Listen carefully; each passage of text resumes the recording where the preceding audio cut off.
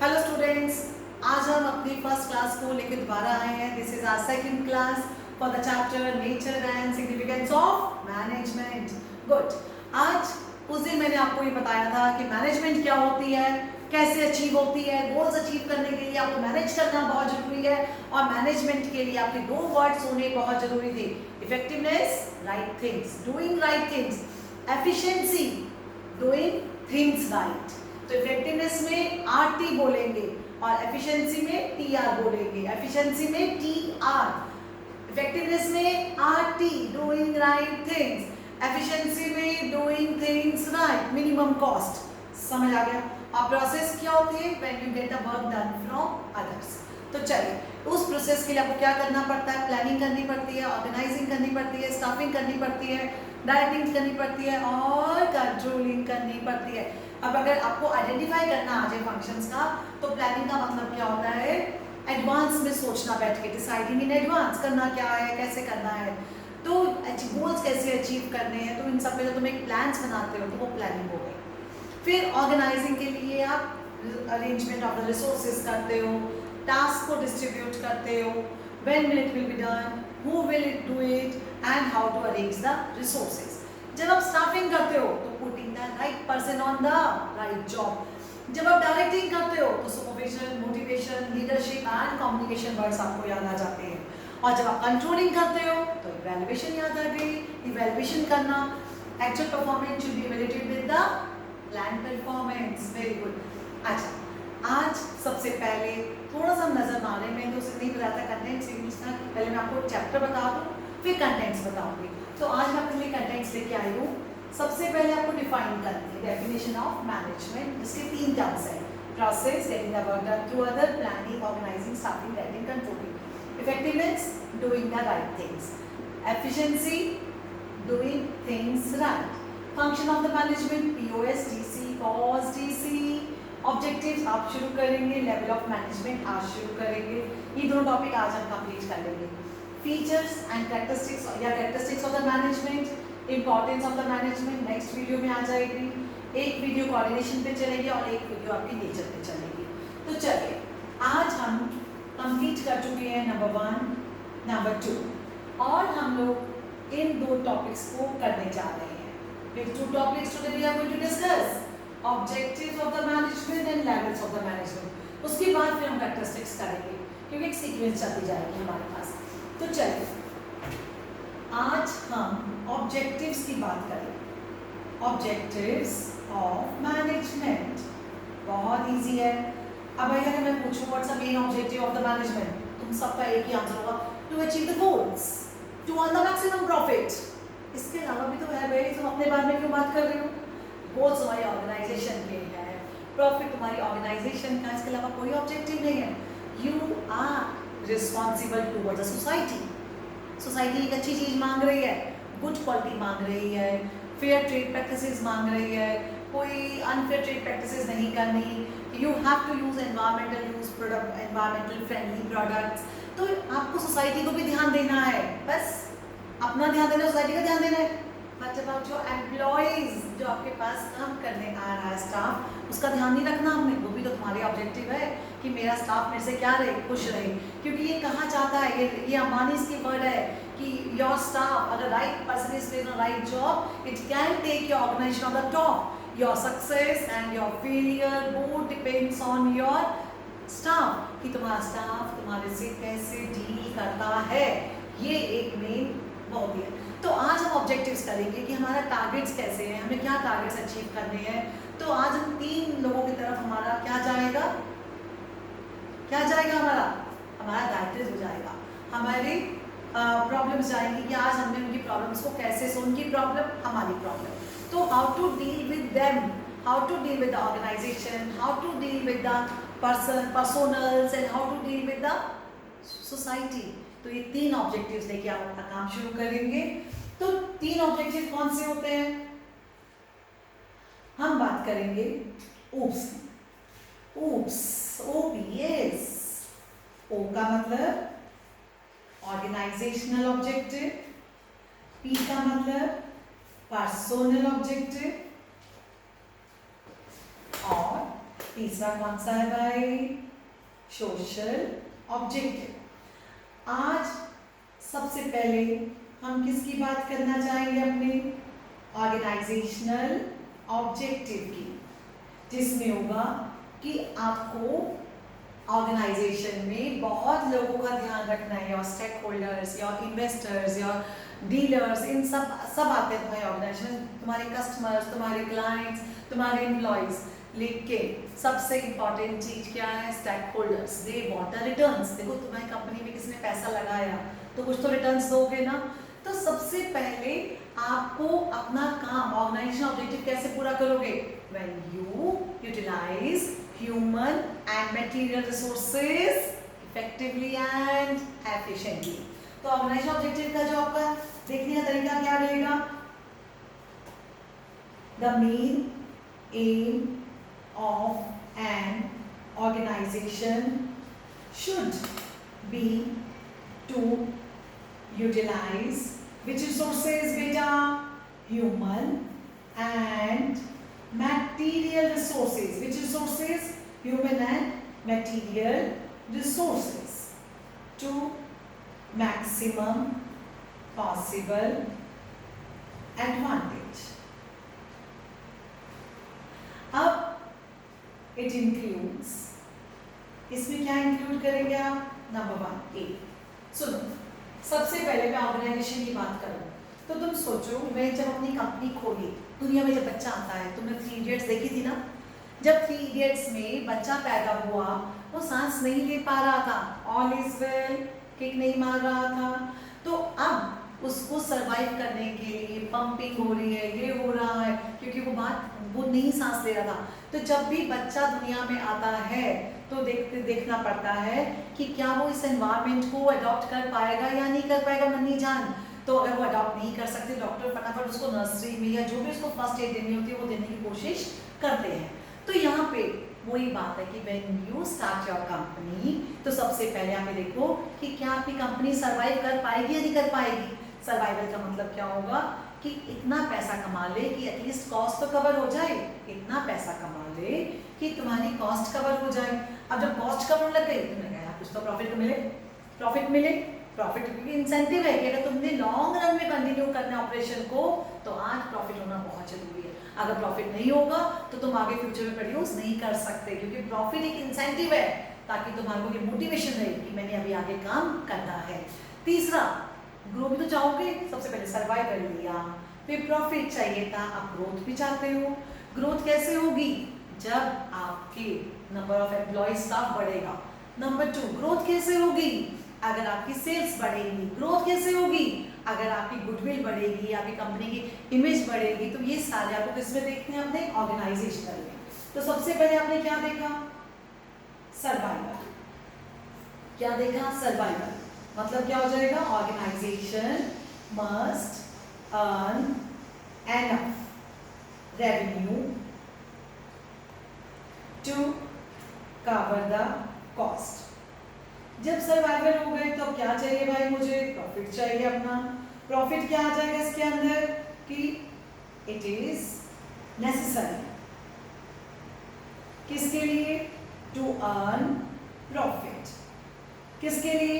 For continue operation in long run. तुम चाहते हो मैं लॉन्ग रन में काम करता रहूं, and also to cover cost, and cost भी चाहते हो, and also and risk of the business, ताकि जो भी तुम्हारा रिस्क हो तुम उसको पूरा कर सको। तीसरा कौन सा रहेगा? सर्वाइवल हो गया, प्रॉफिट हो गया। तीसरा क्या आ जाएगा बेटा? ग्रोथ। ग्रोथ क्या हो जाएगा? It is measured in terms of, किस टर्म में? Increase in number of employees staff बढ़े मेरा तो मैं ग्रो करती नजर आऊंगी। इंक्रीज इन सेल्स वॉल्यूम, मेरा सेल्स वॉल्यूम बढ़े। Increase in investment etcetera. तो ये आपका क्या रहा? पहला ऑब्जेक्टिव। फटाफट बोलो दोबारा से। ऑब्जेक्टिव ऑफ द मैनेजमेंट मतलब what targets you want to achieve, कि तुम्हारे ऑब्जेक्टिव्स क्या हैं, तुम क्या करना चाहते हो और कैसे करना चाहते हो। तो ऑब्जेक्टिव में पहला ऑब्जेक्टिव होता है ऑर्गेनाइजेशनल। तुम्हारा दायित्व, तुम्हारी responsibility is towards your organisation, कि तुम्हारी मैनेजमेंट ऐसी होनी चाहिए कि योर ऑर्गेनाइजेशन शुड सबसे पहले सर्वाइव करे। सर्वाइव में क्या बोलोगे? सबसे पहला क्या हो गया? Organisation objective, utilisation of human and material resources, utilisation of human and material resources to the maximum possible advantage. अच्छे से यूज करना है, अच्छे से यूज करना है, इफेक्टिवनेस और एफिशिएंसी के साथ। विद इफेक्टिव मतलब सही टाइम पे ऑन टाइम काम करना, और एफिशिएंसी मतलब कॉस्ट इफेक्टिव, मिनिमम कॉस्ट। तो इसके तुम्हें तीन चीजें जरूरी कौन सी है? ऑब्जेक्टिव क्या है? सर्वाइवल। सर्वाइवल मतलब पहले देखो कि तुम्हारी कंपनी सांस ले सकती है, नहीं ले सकती, क्या इस कॉम्पिटिटिव एनवायरनमेंट में एग्जिस्ट कर सकती है या नहीं कर सकती। इसलिए क्या चाहिए? Must earn enough revenue to cover the cost. फिर बोलो, must earn enough revenue to cover the cost. Survival कब होगा?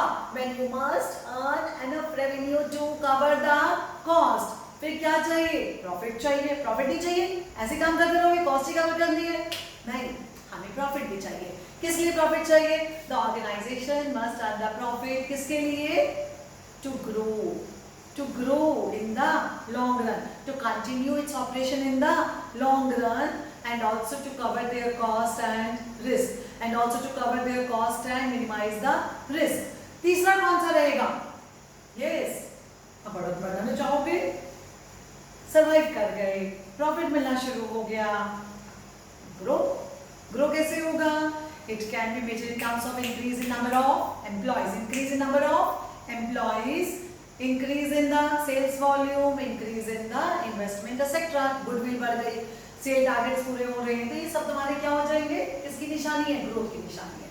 तो सबसे पहला ऑब्जेक्टिव हमने कंप्लीट किया, ऑर्गेनाइजेशन ऑब्जेक्टिव। कितने ऑब्जेक्टिव थे? 3 ऑब्जेक्टिव थे। 3 ऑब्जेक्टिव के नाम बताइए। OPS, O organisational, P personal and S social objective. अगर मैं ऑर्गेनाइजेशन ऑब्जेक्टिव की बात करूं तो इसका मतलब क्या रहेगा? Utilisation of human and material resources to the maximum possible advantage. इसके 3 पॉइंट्स बताइए बराबर।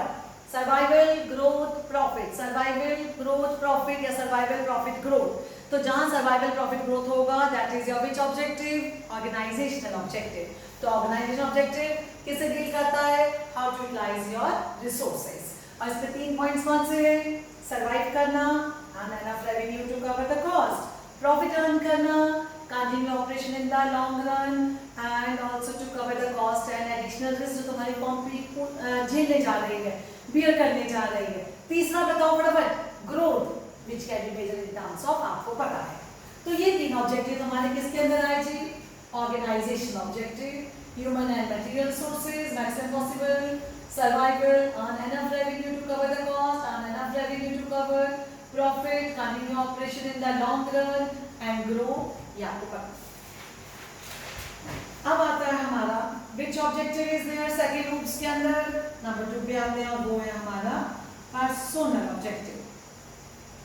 कौन सा ऑब्जेक्टिव की बात हो रही है? Personnel objective.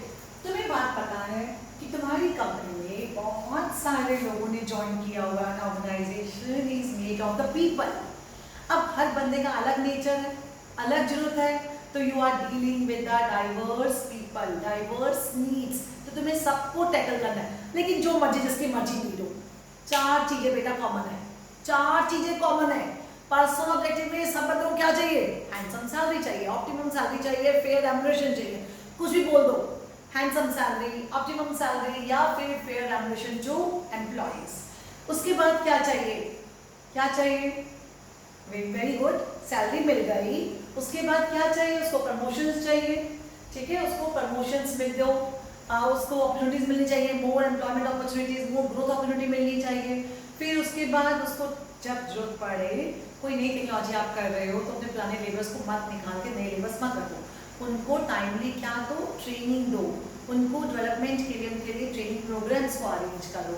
और सबसे बड़ी बात क्या है कि अच्छा एनवायरनमेंट जिसमें वो काम करके खुश हो, फ्रेंडली एनवायरनमेंट दो उनको, ताकि they will enjoy the atmosphere, they should not feel the burden, हाय हम कंपनी में आ रहे हैं, ऐसा नहीं होना चाहिए। हम कंपनी में आ रहे हैं मतलब अंदर से खुशी होनी चाहिए कि हम काम करने आ रहे हैं। तो आप देखो, जो मर्जी जिस मर्जी जॉब के लिए आया हो, उसको ये 4 चीजें हर बंदे को चाहिए। फेयर रेम्यूनरेशन चाहिए, मतलब गुड सैलरी चाहिए, एम्प्लॉयमेंट मतलब ग्रोथ अपॉर्चुनिटीज चाहिए, प्रमोशंस चाहिए, गुड ट्रेनिंग चाहिए, अच्छी ट्रेनिंग है, कुछ चेंजेस आ रहे हैं तो तुम उसको भी तो सिखा दो ना। और सबसे बड़ी बात क्या है, जॉब सिक्योरिटी भी होनी उसकी ज़रूरत है, ताकि कभी कोई प्रॉब्लम आए तो उसको बोलो भैया कोई बात नहीं, तो घबरा मत, तेरे लिए सारे मेडिकल प्रोविडेंट फंड्स, गैस्ट्री फंड्स, मैं देखो बहुत कुछ दूंगा, तो मेरी कंपनी को ज्वाइन तो करके दे। ये इन्फोसिस, ये रिलायंस, गूगल्स बहुत कुछ देता है। गूगल्स में आपको पता है उन्होंने अपने एम्प्लॉयज़ के लिए कितना कुछ किया हुआ है। गूगल्स में जो एक्सपेक्टिंग मदर्स होती हैं उनके लिए स्पेशल फैसिलिटीज़ अलग होती हैं। And when they have a child 6 months के बाद जब वो वापस रीजॉइनिंग करती हैं तो गूगल्स कहता है कि आप अपने बच्चे को लेके आना चाहें तो ले आइए, यहाँ पे उसका पूरा ध्यान रखा जाएगा। उन्होंने ऑफिस के साथ ही कनेक्टेड क्या बना दिया, क्रचेस बना दिए, ताकि 3 महीने के बाद या 5 महीने के बाद जब वुमेन रीजॉइन करती है तो अपने बच्चे को साथ में लेके जा सकती है, उसको फीड करा सकती है, उससे मिल सकती है, और वहाँ पे हाइजीनिक का बहुत ध्यान रखा जाता है। तो एटलीस्ट टेंशन खत्म हो गई, वो जब चाहे अपने बच्चे को मिलने जा सकती है, देख के आ सकती है। फिर गूगल्स ने कहा कि तुम्हारे को खाना बनाने की जरूरत नहीं है, तुम आओ नीचे वो कैंटीन है, कैफेटेरिया है, आप जो मर्जी खाइए। तो मीन्स गूगल्स एक ऐसी कंपनी है जिसमें आज हर बंदा काम करना चाहता है, क्योंकि वो सैलरी के साथ साथ अपने वर्कर्स का बहुत अच्छा ध्यान रख रहे हैं। तो चलिए आइए हम इसकी बात करते हैं कि ऑर्गेनाइजेशन होती क्या है। Organisation is made of people, लोगों से बनती है, बिना लोगों तो ऑर्गेनाइजेशन होगी नहीं। Who are from different background, कोई किस बैकग्राउंड से है, कोई किस लेवल पे काम कर रहा है, बैकग्राउंड, एक्सपीरियंस, अलग अलग बंदे का एक्सपीरियंस है, etcetera. So management has to be with all its employees and must satisfy their which needs, beta, diversify needs।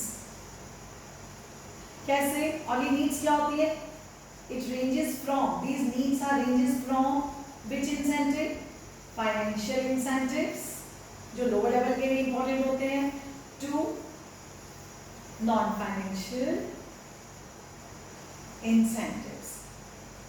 देखो some are working with to earn the money, कुछ लोगों को क्या चाहिए, पैसे के लिए काम करते हैं, भैया हमें सैलरी अच्छी मिलनी चाहिए। कोई कहते हैं भैया नहीं सैलरी तो तुम जितनी दोगे ही, हमें पता है इतनी सैलरी से काम तो मुझे रखोगे नहीं। पढ़ा लिखा जो होता है, जो हाई लेवल में जनरल मैनेजर या प्रेसिडेंट लेवल पे काम करता है, उसके लिए 1,00,000-1,50,000 सैलरी कोई मैटर नहीं करती, उसको सैलरी के लिए नहीं आया वो काम करने, उसको तो इतनी कोई भी दे देगा। वो कहता तो मुझे बताओ तुम एक्स्ट्रा बेनिफिट्स क्या दे रहे हो, मुझे क्या स्टेटस दे रहे हो, मुझे क्या अथॉरिटीज दे रहे हो, सेल्फ और क्या कहना है, take the self decision, autonomy power कितनी तुम दे रहे हो। तो कई लोगों को क्या चाहिए, लोअर लेवल के स्टाफ को तुम सैलरी देके खुश कर सकते हो, लेकिन भाई जो आपका हायर लेवल का जो स्टाफ है उसको क्या देके दे सकते हो, extra benefits, perks and advantages. ये तेरी सैलरी है, ये तेरा रुतबा है, तो ये डिसीजन अपने आप ले सकता है, देखो हम वर्ल्ड टूर पे भेजेंगे, देखो रहने के लिए हमने बंगला दे दिया है। तो ये सब इंसेंटिव जिसको चाहिए हाई लेवल को, तो आप स्टेटस के अकॉर्डिंग उसको क्या देंगे, इंसेंटिव्स देंगे। तो चलिए अब इसमें देखते हैं इसमें क्या क्या आ जाएगा। सबसे पहले मैंने आपको बताया था सैलरी में क्या चाहिए, फेयर रेम्यूनरेशन टू एम्प्लॉयज, मतलब क्या हो जाएगा, फेयर रेम्यूनरेशन टू एम्प्लॉयज का मतलब क्या हो जाएगा, ऑप्टिमम सैलरी, सैलरी अच्छी होनी चाहिए उसकी। नंबर 2, उसके लिए क्या अरेंज करो, ट्रेनिंग एंड डेवलपमेंट प्रोग्राम्स। क्या अरेंज करेंगे, ट्रेनिंग एंड डेवलपमेंट प्रोग्राम्स को अरेंज किया जाएगा। फिर क्या दी जाएगी उसको, बेटर वर्किंग कंडीशंस दी जानी चाहिए उसको। फिर क्या देना चाहिए, जॉब सिक्योरिटी देनी चाहिए। फिर क्या देना चाहिए, ग्रोथ अपॉर्चुनिटीज, मतलब है प्रमोशंस, उसको क्या देनी चाहिए, प्रमोशंस भी देनी चाहिए। तो ये सब किसके अंदर देखेंगे आप, अपने पर्सनल ऑब्जेक्टिव में, कि आपकी company organisation is made of diverse peoples, बहुत सारे लोगों से मिलकर बनती है। और ये सब लोग जो आपकी कंपनी को ज्वाइन करते हैं, they are from the different background, कोई कहाँ से आया है, कोई कहाँ से आया है, कोई किस लेवल पे आया है, कोई किस लेवल पे आया है। And now you have to as a manager has to deal with all its employees and their diversified needs. अभी नीड्स कौन सी रहेंगी? अच्छी सैलरी दो, गुड वर्किंग कंडीशंस दो, जॉब सिक्योरिटी दो, ट्रेनिंग एंड डेवलपमेंट दो, और उनको ग्रोथ अपॉर्चुनिटीज भी प्रोवाइड करो in the form of promotions.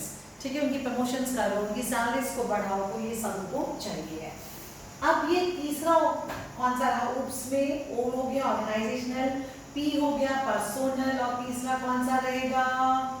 Social objective.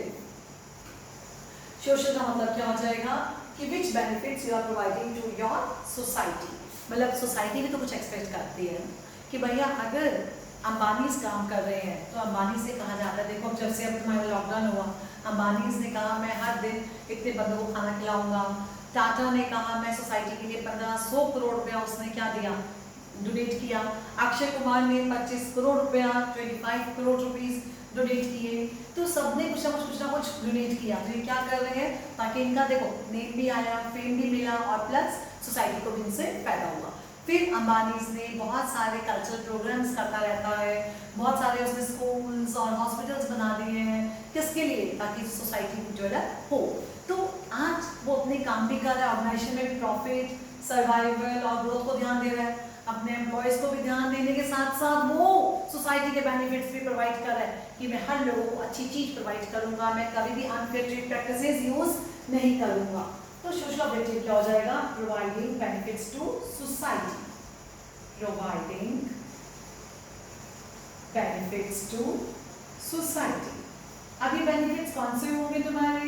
Number 1, good quality goods at a reasonable price, good quality goods at a reasonable price, avoid unfair trade practices, मतलब कोई cheatings नहीं की जाएंगी। मतलब जैसे आप ब्लैक मार्केटिंग क्या लो, ब्लैक मार्केटिंग, होर्डिंग्स एक्सेट्रा। फिर मिसलीडिंग एडवर्टाइजमेंट्स नहीं दी जाएंगी। अच्छा जी, और क्या करोगे? Use of environmental friendly methods of production. मतलब क्या हो जाएगा? मतलब हम वो मेथड्स यूज करेंगे जिससे क्या हो? पॉल्यूशन कम हो। अच्छा जी, फिर हम क्या करेंगे? Giving more employment opportunities to disadvantage section of society। और क्या आ जाएगा कि आज हम क्या कर रहे हैं कि जो गरीब बंदे हैं, जो खुद नहीं कुछ कर सकते, तो आज उनको सपोर्ट करके वो कहता है कि मैं गरीबों को भी क्या करूँगा? सपोर्ट करूँगा। देखो कई स्कूलों में पीछे जब गवर्नमेंट ने कहा था कि जितने भी बड़े बड़े स्कूल्स हैं उनको कुछ गरीबों के बच्चों को भी अपने क्या करना पड़ेगा? एडमिशन देने पड़ेंगे, चाहे वो इवनिंग सेशन लगाएं, चाहे वो अपनी क्लास में 4-4 बच्चों को बिठाएं, लेकिन अमीरों के साथ 4-5 गरीब बच्चों को भी बिठाया जाएगा, and that too free of cost. तभी उनको हम क्या देंगे? रिकॉग्नाइजेशंस देंगे। अच्छा, तो इसका मतलब है कि ये कहा जाएगा कि तुम्हें अपने साथ, अमीर के बच्चे तो पढ़े रहेंगे, मजा तब है जब गरीब का बच्चा भी साथ पढ़े और अमीर के साथ टक्कर दे।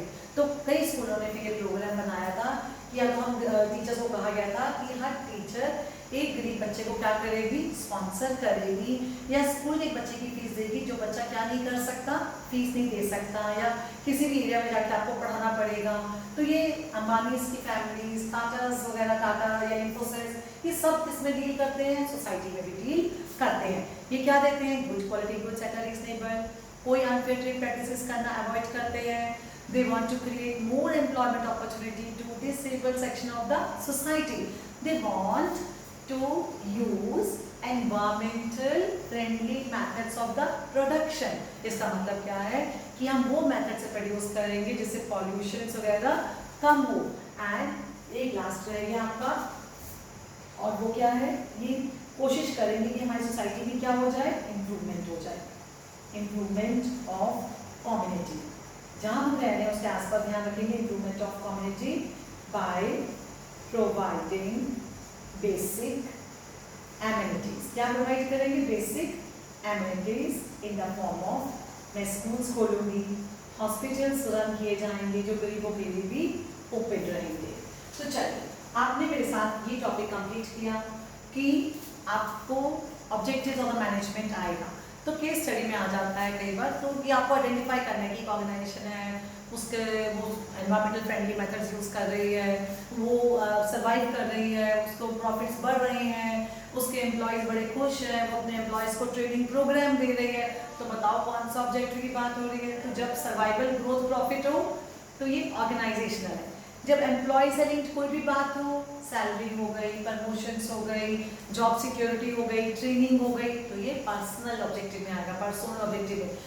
जब गुड क्वालिटीज़ की बात हो जाए, पॉल्यूशन फ्री पॉल्यूशन एनवायरमेंट्स की बात हो जाए, बेसिक एमिनिटीज प्रोवाइड करने की बात हो, जैसे मैंने बताया ना गूगल्स क्या करता है, फीमेल्स की जो मदर, एक्सपेक्टेड मदर होती हैं, तो उनके बच्चों का भी ध्यान रखता है, उनके घर के काम भी करता है कि तुमने कपड़े घर में धोने का टाइम नहीं है तो वो भी आप ले आई। गूगल ने भी लॉन्ड्री भी बनाई हुई है, जिसने जिम नहीं जा सकता है या जिसके पास टाइम नहीं है, गूगल ने अपने वहाँ पे जिम भी बना दिया, अपने वहाँ पे लॉन भी बना दिया, सैर भी कर सकते हो। मतलब उसने ये भी देखा कि मेरे एम्प्लॉयज़ को ये सोशल एनवायरनमेंट भी क्रिएट होना चाहिए कि उसको टेंशन नहीं होना चाहिए। देखो, अगर तुम टेंशन में काम करोगे ना तो हमेशा नुकसान में जाओगे। तो एक टेंशन फ्री एटमॉस्फेयर देने के लिए काम गूगल ने बहुत कुछ किया, तो इसलिए आज everybody wants to join the Google, क्योंकि वो बहुत सारी फैसिलिटीज एक्स्ट्रा भी देता है बिसाइड गिविंग द जॉब्स और एम्प्लॉयमेंट अपॉर्चुनिटीज। सैलरी के साथ साथ वो सोशल को भी बहुत ध्यान में रखता है कि लोगों की सोशल लाइफ भी क्या रहे, खुश रहे। तो चलिए, हमने कंप्लीट किया ऑब्जेक्टिव्स, जो आपका था ओप्स ओ। चलिए, अब हम बात करते हैं, मैंने बताया था हम 2 टॉपिक कंप्लीट करेंगे। हमने कंप्लीट किया ऑब्जेक्टिव्स, अब हम कंप्लीट करेंगे लेवल्स ऑफ द मैनेजमेंट। तो लेवल्स ऑफ द मैनेजमेंट की अगर मैं तुमसे बात करूं तो 3 लेवल होते हैं। टॉप लेवल जो किसको इंस्ट्रक्शंस देगा, मिडिल को देगा। अब मिडिल लेवल मैनेजमेंट किसको देगा? ये खुद नहीं कुछ कर रहे, they are called as managers, क्योंकि they will get the work done from others, they will get the work done from others। Top वाला खुद नहीं कर रहा, ये सिर्फ पॉलिसी बना के इसको दे रहा है, ये अपना ज्ञान जो इसने यहाँ से लिया था, ये अपना ज्ञान यहाँ बांट रहा है, ये भी काम नहीं करेगा, लोअर लेवल भी काम नहीं करेगा। तो ये किसका आ गया? Lower level management. अब लोअर लेवल किससे काम करवाएगा? ऑब्वियस है, ये करवाएगा वर्कर्स के साथ। तो वर्कर्स किस लेवल पे आ गए? ग्राउंड लेवल पे आ गए, ग्राउंड लेवल पे आ गए। अब ये काम कर रहे हैं, तो ये देखो, ये तो अपना इसने इसको कहा, इसने इसको कहा, इसने कहा तू काम कर, चल तू काम कर, इसका मैं तो मैनेजर हो गया, ये तो मैनेजमेंट पोजीशन पे हो गया। काम कौन कर रहा है? Workers. Can they shift their work now? ये काम नहीं कर सकते। तो वर्कर्स या जो ग्राउंड स्टाफ होता है वो कौन से लेवल ऑफ मैनेजमेंट पे आता है? किसी लेवल ऑफ मैनेजमेंट पे नहीं आता, वो किसी मैनेजमेंट लेवल पे नहीं आता, वो किस पे आता है? नॉन मैनेजरियल लेवल पे आता है। तो वर्कर्स जब आगे अपना काम नहीं भेज पा रहे तो कौन सा लेवल हो गया?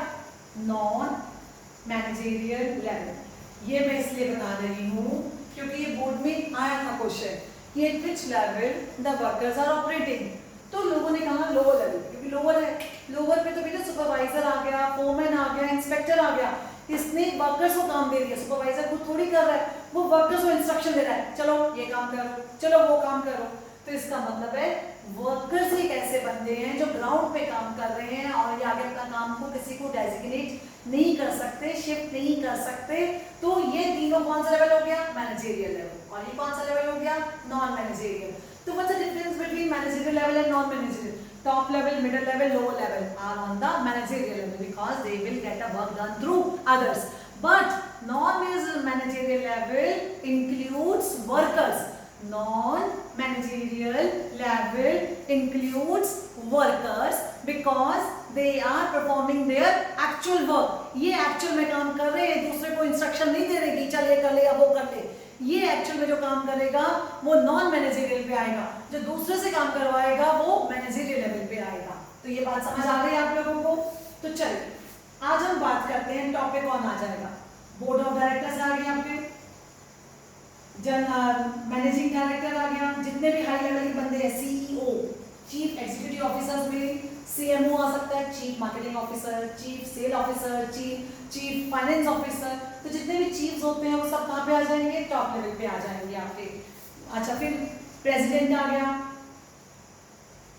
फिर वाइस प्रेसिडेंट आ गया, जनरल मैनेजर आ गया, तो they are working on which level, top level. अब तुम पूछोगे मिडिल पे कौन आएगा, तो मिडिल इज अ, ये सारे कौन से होते हैं, डिपार्टमेंट्स वाले होते हैं। ऑर्गेनाइजेशन बोर्ड ऑफ डायरेक्टर्स के साथ बनाई जाती है, उसके बाद नीचे एक हायरार्की आती है जिसमें production department, sales department, marketing department, HR department, purchase department, departments आ गए। तो जो इनके हेड्स होते हैं, जो फंक्शनल मैनेजर होते हैं, वो कहाँ पे आ जाएंगे बेटा, मिडिल पे आ जाएंगे। तो मिडिल पे कौन आया, HODs, head of the departments आ गए, या आप कह सकते हो फंक्शनल मैनेजर, जिसको कौन से मैनेजर हो गए, production manager, sales manager, regional manager, area manager, तो ये सब कौन से लेवल पे आ जाएंगे, मिडिल पे आ जाएंगे बेटा, ठीक है। अच्छा, और लोअर को आप क्या कहते हो, ऑपरेशनल लेवल भी कहते हैं, क्या कहते हैं इसको, ऑपरेशनल लेवल भी कहते हैं। तो इसमें कौन आ जाएगा, सुपरवाइजर, फोरमैन और इंस्पेक्टर्स, कौन आ जाएंगे, जो इंस्पेक्शन करेगा काम की। तो अब मुझे बताइए टॉप लेवल की डेजिग्नेशन में कौन कौन आएगा, बोर्ड ऑफ डायरेक्टर आ गया, मैनेजिंग डायरेक्टर आ गया, तो तुम सबको पता है, सीईओ आ गया, प्रेसिडेंट आ गया, वाइस प्रेसिडेंट आ गया। अगर मिडिल की बात करूं तो एचओडीज आ गए, हेड ऑफ द डिपार्टमेंट्स आ गए, या फंक्शनल मैनेजर्स आ गए, या रीजनल मैनेजर्स आ गए, या सुपरिटेंडेंट्स आ गए। उसमें कौन आ जाएगा, सुपरवाइजर, फोरमैन, इंस्पेक्टर, कौन आ जाएगा, सुपरवाइजर, फोरमैन, इंस्पेक्टर, कौन आ जाएगा, सुपरवाइजर, फोरमैन एंड इंस्पेक्टर। और सुपरिटेंडेंट हो तो यहाँ पे आएगा। और ग्राउंड लेवल पे कौन आएगा, वर्कर्स आएंगे। वर्कर किस लेवल पे ऑपरेट करते हैं, they are not operating any of the managerial level, they are at a non-managerial level because they cannot shift their work to the others. They are the one who perform their work. They are the one who perform their work. तो चलिए, जब आपने designations देख ली, तब आप इसके क्या देखेंगे, फंक्शन देखना चाहेंगे, नहीं देखना चाहेंगे, functions of levels of management. Very very important question, और इसमें एक एक्सपेक्टेड क्वेश्चन जरूर आपको पूछा जाता है कि आपने ये काम कैसे कौन आइडेंटिफाई करो। जैसे आपके grandfather has been retired as a chief executive officer, तो बताइए which level he is working and what are the function he is performing there.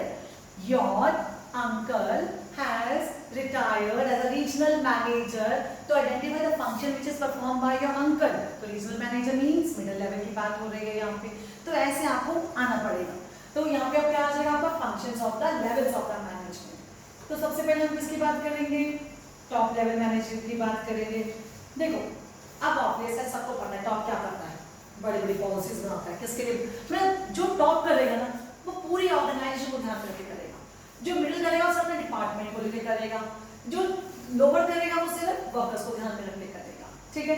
तो चलिए हम शुरू करते हैं। टॉप लेवल क्या करेगा, he will consider the whole organisation, वो पूरी ऑर्गेनाइजेशन के लिए ऑब्जेक्टिव बनाएगा, वो पूरी ऑर्गेनाइजेशन के लिए पॉलिसीज बनाएगा, वो बाहर क्या मैंने बताया था ना, बिजनेस एनवायरनमेंट को ध्यान में रख के अपनी पॉलिसीज को चेंज करेगा। He will make the close contact with the business and external environment, बाहर के वर्ल्ड में क्या चेंजेस हो रहे हैं, एल स्टेप में क्या चेंजेस हो रहे हैं, वो यहाँ चेंज करेगा।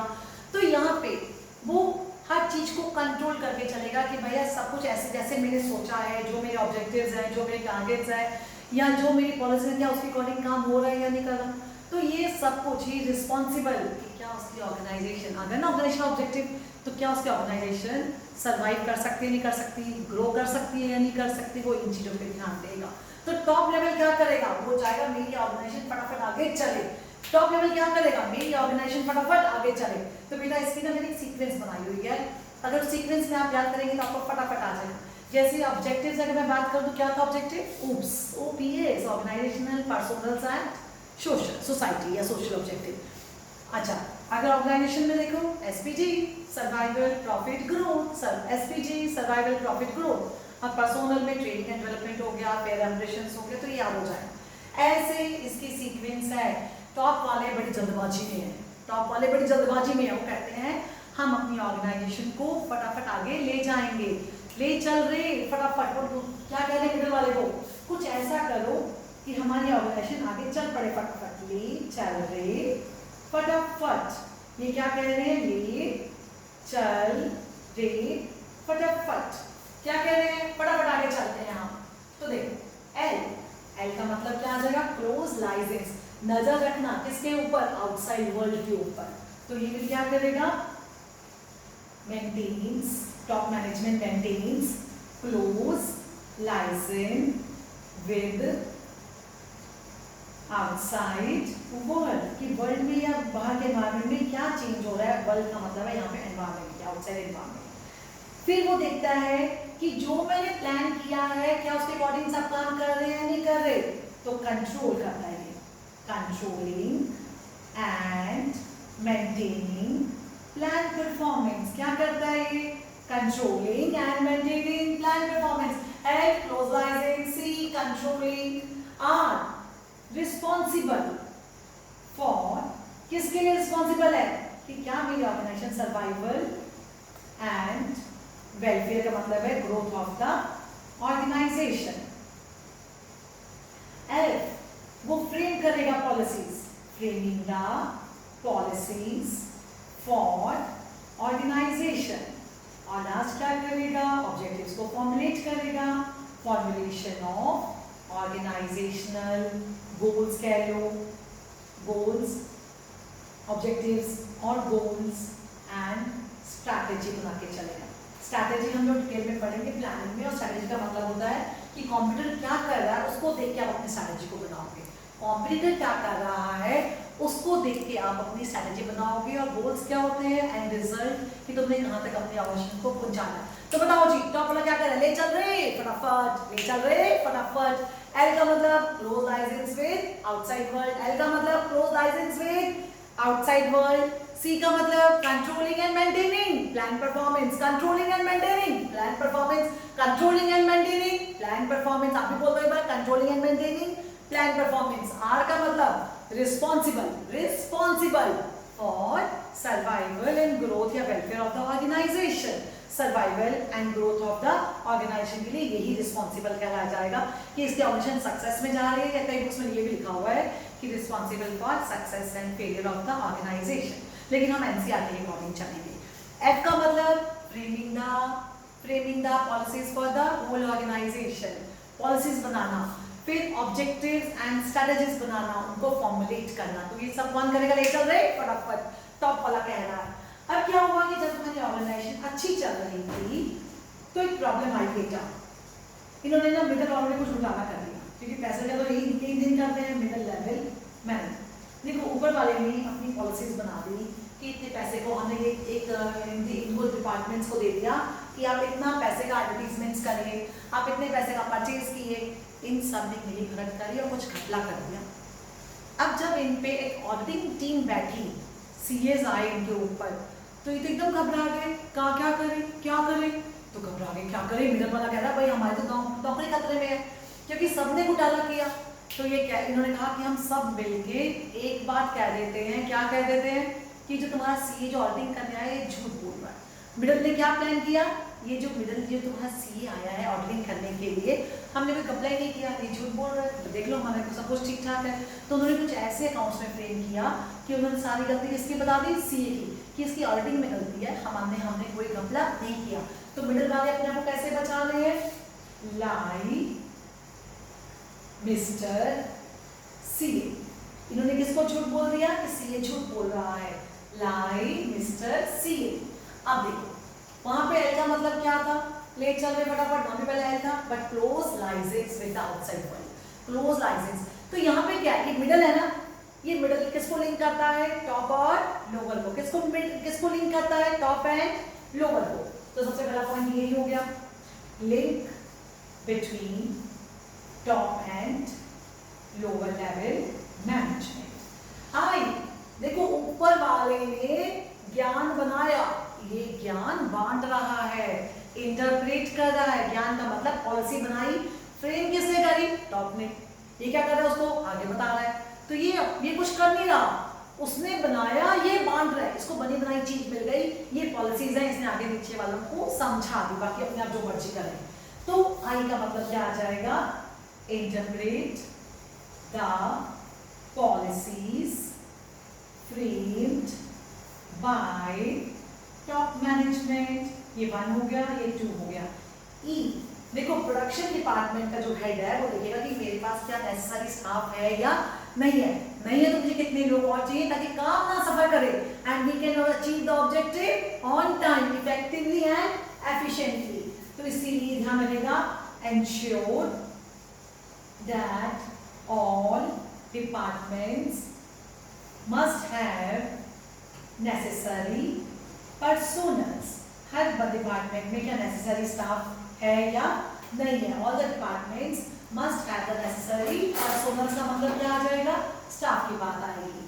तो देखो अब भैया ये तो खुद कुछ नहीं कर रहा, ये तो ज्ञान बांट रहा है, वो कह रहा है, लोगों को कह रहा है अच्छा काम करो, मोटिवेट कर रहा है, मैं तुम्हारी सैलरी बढ़वा दूंगा, मैं तुम्हारी प्रमोशन करा दूंगा, तो वो क्या कर रहा है, मोटिवेट क्या कर रहा है, मिडिल वाला किसको मोटिवेट करता है, लोअर को, और लोअर किसको मोटिवेट करते हैं, वर्कर्स को। तो एंड का मतलब 4th पॉइंट क्या हो जाएगा, motivate the lower level management to, किसके लिए, टू अचीव गोल्स। चलिए अब भैया जो लोअर कर रहा है ना, जो टॉप वाले हैं, बोर्ड ऑफ डायरेक्टर्स हैं, अगर लोअर ने कोई गलती करी है तो लोअर के पास नहीं जाएंगे, वर्कर के पास नहीं जाएंगे, वो किसको बुलाएंगे, एचओडी को बुलाएंगे। हाँ जी तेरे डिपार्टमेंट ने काम नहीं किया, तेरे डिपार्टमेंट में प्रोडक्शन अच्छी नहीं हुई, तेरे डिपार्टमेंट में सेल्स ठीक नहीं हो रही है, तेरे डिपार्टमेंट में फाइनेंस की प्रॉब्लम, किसको पकड़ा, किसको पकड़ा, मिडल को पकड़ा। तो now he is responsible for the activities of lower. ये तो कुछ तो कर नहीं रहा था, ये तो लोअर से काम करवा रहा था, अब लोअर ने नहीं किया, शामत इसकी आ गई, लोअर ने नहीं किया, शामत इसकी आ गई। Responsible for all activities of operational level management, या ये भी कह सकते हो फर्स्ट लाइन ऑफ सुपरवाइजर, क्योंकि उसके बाद नॉन मैनेजरियल लेवल शुरू हो जाएगा। 6 किसी डिपार्टमेंट को कुछ भी चाहिए, लोअर को कुछ भी चाहिए, वो कहाँ पे आएगा, मिडिल को, वो टॉप पे नहीं जाएगा, मिडिल जो लोअर वाले को सुपरवाइजर, कोई भी नेसेसरी कोई बात पूछनी है, कोई भी स्टाफ कुछ और बंदे चाहिए या कोई इंस्ट्रूमेंट चाहिए, कोई मशीन चाहिए, कोई रॉ मटेरियल चाहिए, तो किसको जाके बोलेगा, मिडिल को बोलेगा। तो वो क्या करेगा, सबके साथ कोऑपरेट करके चलेगा, कोऑपरेट विद अदर डिपार्टमेंट्स, किसके लिए, फॉर स्मूथ ऑपरेशन। और लास्ट क्या रहेगा, असाइन द, सब काम बांटेगा, नेसेसरी ड्यूटीज एंड रिस्पॉन्सिबिलिटीज। तो मिडिल ने क्या किया, स्कूल में प्रिंसिपल कौन से लेवल पे होती है, हाई लेवल, टॉप पे, फिर वाइस प्रेसिडेंट, वाइस प्रिंसिपल होती है, फिर एचओडीज होती हैं, वो सब कहाँ, वाइस प्रिंसिपल कहाँ चली गई, वो भी टॉप पे चली गई। अब एचओडीज आती हैं, मतलब हेड ऑफ द डिपार्टमेंट्स आते हैं, मैथ्स के एक एचओडी है, साइंस की एक एचओडी है, और उसके नीचे कौन आती हैं, टीचर्स आती हैं, उसके नीचे कौन आता है, स्टूडेंट्स। तो स्टूडेंट किस लेवल पे काम करते हैं, नॉन मैनेजरियल लेवल, क्योंकि उनको एक्चुअल पढ़ाई करनी है, इन दिनों में पढ़ाई करवानी है। तो प्रिंसिपल बताएगी कैसे पढ़ाई करानी है, कब ड्यूटीज होंगी, कब आपके एग्जाम्स होंगे, और जो एचओडीज हैं वो टीचर्स को बताएंगी ये कोर्स में चेंज हो रहा है, इस बार ये कोर्स आपने ऐड ऑन करना है, इतने दिन पे इतने लेक्चर्स लेने हैं। उसके बाद वो बेचारी जाके किससे करती हैं, बच्चों के साथ मथा मारती है, क्योंकि सबसे मुश्किल काम क्या है, बच्चों के साथ, वर्कर के साथ सबसे मुश्किल काम आता है। उसे तो बना के अपने ऑफिस में एसी रूम में बैठी है, उसने बना दिया, एचओडी ने जाके टीचर्स को बता दिया, अब क्लासरूम में कौन आ रहा है, टीचर आ रही है, अब वो तुम्हारे साथ अपना माथा खच्ची करती है। तो सबसे हार्ड ड्यूटी किसकी है, सबसे लाइट ड्यूटी किसकी है, प्रिंसिपल की। वो तो कमरे में बैठ के बना गई, वाइस प्रिंसिपल की ड्यूटी कम है क्योंकि उसने वो बात आगे बता दी, उसकी भी कम हो गई, एचओडी ने आगे बता दिया। अब टीचर्स स्टूडेंट्स को पकड़ पकड़ के काम करवा रही हैं या कुछ कर रही हैं, तो ये क्या है, तुम्हारा लोअर पे सारी प्रॉब्लम आती है। तो टॉप पे क्या रहेगा आपका, ले चल रहे फटाफट, ले चल रहे फटाफट, मिडिल पे आए तो line mister CA, line mister CA.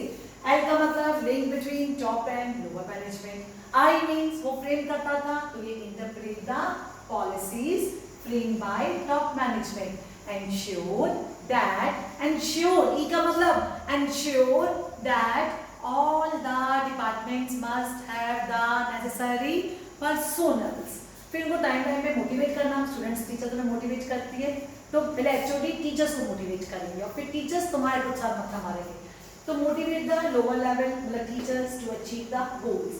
अब भैया ये सारे जो टीचर्स ने क्लास अटेंडेंस है, जो रिपोर्ट कार्ड्स है, वो सब किसकी रिस्पॉन्सिबिलिटी है? एचओडी की देखना उनको। तो responsible for all the activities of the first line supervisors या ऑपरेशनल लेवल या lower level. Cooperate with the other departments for the smooth operations. Cooperate with the other departments. Cooperate with the other departments for the smooth operation. And assign the necessary duties and responsibility. Assign the necessary duties and responsibility. Line Mr. CA. अब बात आई last level की, और वो कौन सा level है बेटा? Lower level management. कौन सा लेवल है वो? लोअर लेवल सुपरिटेंडेंट, सुपरवाइजर्स हो गए, फोरमैन हो गया, इंस्पेक्टर हो गया। तो इसको क्या क्या कहते हो याद रखना। इसको ऑपरेशनल लेवल ऑफ मैनेजमेंट भी कहते हैं, और क्या कहते हैं? First line of supervisor. अब भैया काम करना है क्योंकि इसके नीचे कौन बैठा है? वर्कर बैठा है। अब सबसे मुश्किल काम है वर्कर्स के साथ डील करना, क्योंकि इनको इतना नॉलेज नहीं है, इनको तो काम करना है। अब भैया ये डंडा लेके बैठा हुआ है कि काम करो, तुम्हें पता है कि टीचर्स पे कितनी रिस्पॉन्सिबिलिटीज होती हैं। तुम असाइनमेंट करके नहीं जा रहे, तुमने फेट की टिकट के पैसे नहीं दिए, तुमने कोई स्कूल में कोई फंक्शन है, टीचर्स कहा गया कि 500 रुपये सब बच्चे जमा कराएंगे, तुम तो नाम भूल गए। अब उस बेचारी को रोज जाके देना पड़ता है रिपोर्ट, आज वो बच्चा नहीं आया, आज वो बच्चा लेके नहीं आया, वो तुम्हें डांट रही है क्योंकि उसको एचओडी डांट रहा है, उसको एचओडी डांट रहा है बेटा।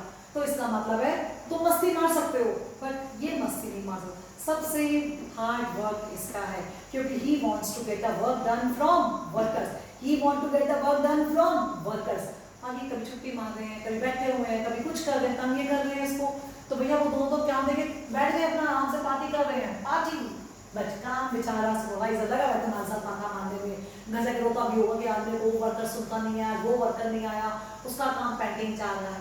तो ये सबसे टफ वर्क किसका है? जो जितना नीचे होगा उसका काम उतना ही मुश्किल होगा। ठीक है, तो चलिए वर्कर्स की बात करते हैं क्योंकि ये फिजिकली काम करवाने का सबसे मुश्किल काम होता है। तो अब ये क्या काम कर रहे हैं? इनके पास कंडीशंस आ गई, कंडीशंस आ गई। क्या कंडीशंस आ गई? उसने क्या कहा था? टॉप वाले ने ले चल रहे फटाफट, मुझे अपनी कंपनी को ऊपर पहुंचाना है। गमला हो गया बीच में, काम नहीं हुआ, तो उन्होंने क्या कहा? लाई मिस्टर CA, LIEMRCA। अब इनके सामने टारगेट्स आ गए कि भैया तुम्हें ये क्वालिटी आउटपुट प्रोड्यूस करना है, इससे कम क्वालिटी का प्रोडक्ट अगर तुमने बनाया तो हमारी कंपनी इसको एक्सेप्ट नहीं करेगी।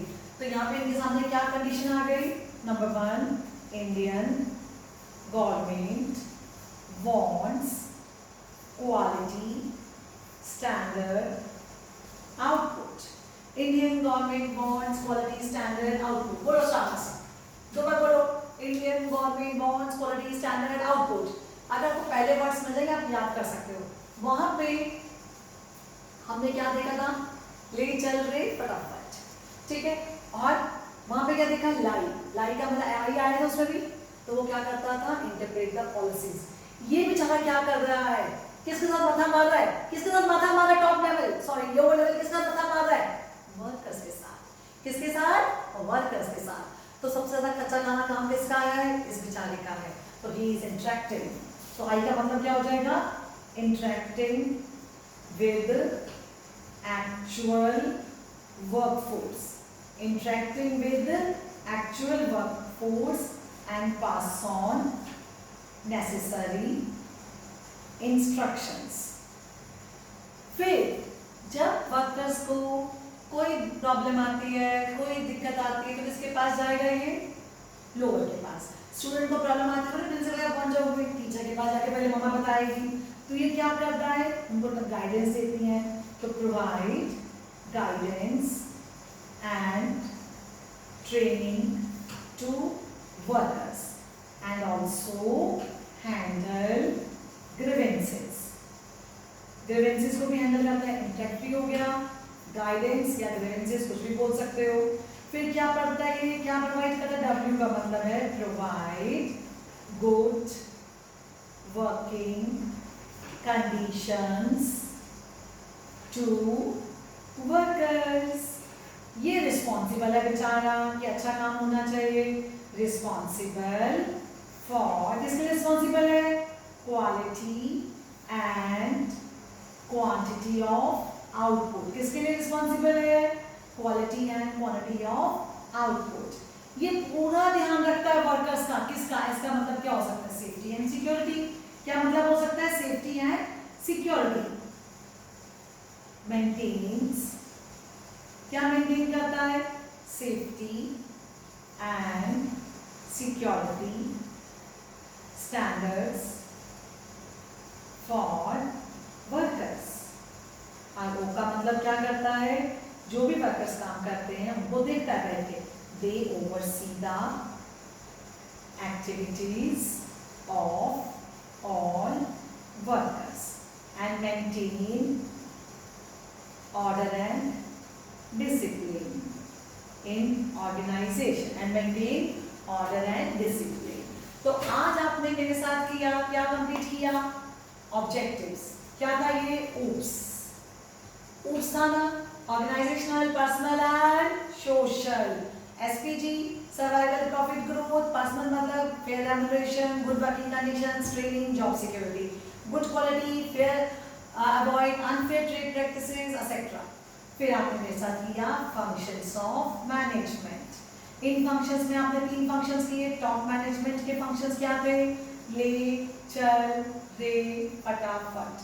Close license, control all the activities, responsible for welfare and survival, framing the policies and formulating the objective. फिर किसकी बात करेंगे, मिडल की बात करेंगे। बेचारा कह रहा है, झूठ बोल रहा है, लाइक मिस्टर सीए। लिंक होता है, इंटरप्रेट द पॉलिसीज, एंश्योर करता है कि सारे डिपार्टमेंट्स में नेसेसरी स्टाफ है या नहीं है। एम का मतलब उनको मोटिवेट करता है। फिर responsible for all the activities of the lower level managers. फिर कोऑर्डिनेट करता है ऑल द डिपार्टमेंट्स के साथ और assign the necessary duties and responsibilities of activities. फिर हम इसकी बात करेंगे लोअर की। ये क्या कहते हैं, इसके नीचे कौन है, वर्कर्स। तो he will interact with the workers. तो क्या कहता है, Indian government wants quality standard output. Interact करता है, गाइडेंस एंड ग्रीवेंसेस हैंडल करता है, गुड वर्किंग कंडीशंस देता है। रिस्पॉन्सिबल किसके लिए, quality and quantity of the output, safety and security standards and they oversee the activities of the workers. तो thank you, आज का काम खत्म हुआ। आपने बहुत अच्छी पढ़ाई कर ली है। आप प्लीज़ ये नोट्स में आपके पास अभी आ जाएंगे, या तो ये भी नोट कर सकते हो। तो आपके पास ऐसे ही लिखे हुए आ जाएंगे, नहीं तो यहाँ भी मैंने पूरा लिख दिया था। आपकी चॉइस, जहाँ से मर्जी लिखिए, लेकिन अब इसकी केस स्टडीज दोनों की आ जाएगी। Next class will be features and importance of the management.